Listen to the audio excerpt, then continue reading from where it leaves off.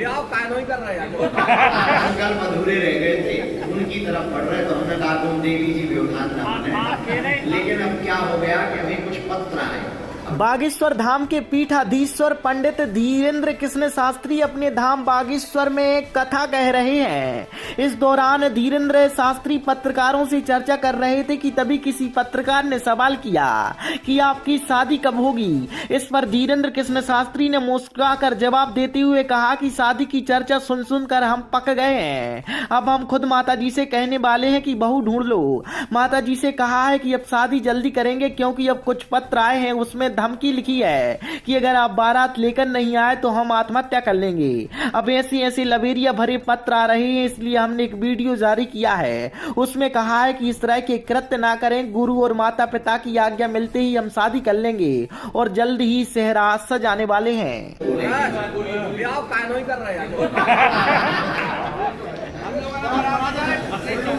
कुछ संकल्प अधूरे रह गए थे, उनकी तरफ बढ़ रहे तो हमने कहा तुम देवी जी व्यवधान ना बने, लेकिन अब क्या हो गया कि अभी कुछ पत्र आए। अब लोग एक तो आते ही आज महापुरुष देवी आप कह रहे हैं कि जल्दी करने की भूल नहीं। तो अभी 1-2-3 महीने के अंदर ये बहुत ज्यादा बढ़ गया और मैंने बड़ी भावुक रूप से आते हैं, उसमें कोई संदेह नहीं, उनकी भावना होती, हर भावना को स्वीकार। लेकिन 1-2 पत्र जो हमको प्राप्त हुए, उनमें एक पत्र जैसे 4 पत्र हमने ऐसे छाटे, जिन पत्रों को उन्होंने कहा गुरु जी अभी पढ़ो, हमने पढ़ा। उसमें तरह तरह की बातें तो लिखी थी, अंत में धमकी लिखी कि अगर आप बारात लेके नहीं आएंगे तो आत्महत्या करेंगे और तरह तरह की उन्होंने इमोशनली बातें लिखी।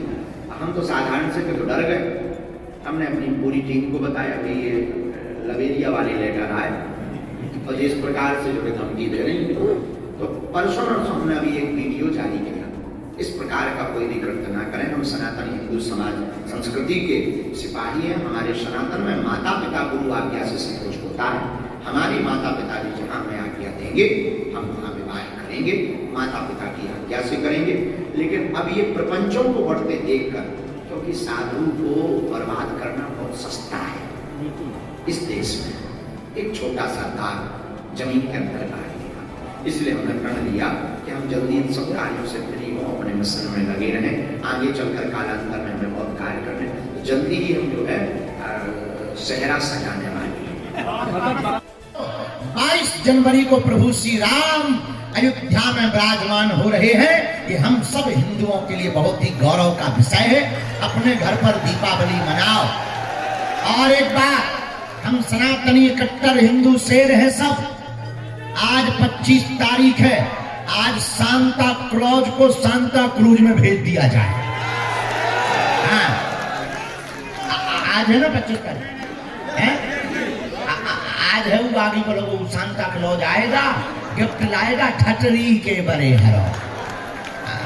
इनकी भारत, अच्छा देखो वो 2% जब रामनवमी नहीं मना सकते तो हम लोग 98% सांता क्लॉज क्यों मनाएं? हम किसी की बुराई में नहीं है, न किसी मजहब के विरोध में, अपने अपने काम का प्रचार कर रहे हैं। हमारा काम राम नाम का प्रचार। देखो किसी को बुरा लगे, चाहे मिर्ची, जिसको खाज खुजली हो दबा लो, फोल्डम क्रीम लगाओ, हमको कोई टेंशन नहीं। हम तुम्हें छोड़ेंगे नहीं।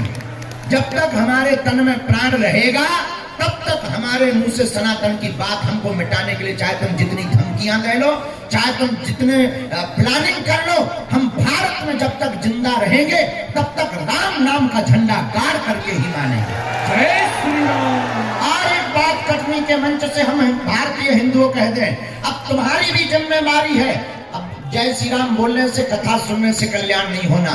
माथे पर टीका लगाकर और कट्टर हिंदुत्व का ध्वज हाथ में लेकर घर से बाहर निकल। एक जगह बोल दिया कि भारत के लोगों को 25 तारीख का क्रिसमस डे नहीं मनाना चाहिए।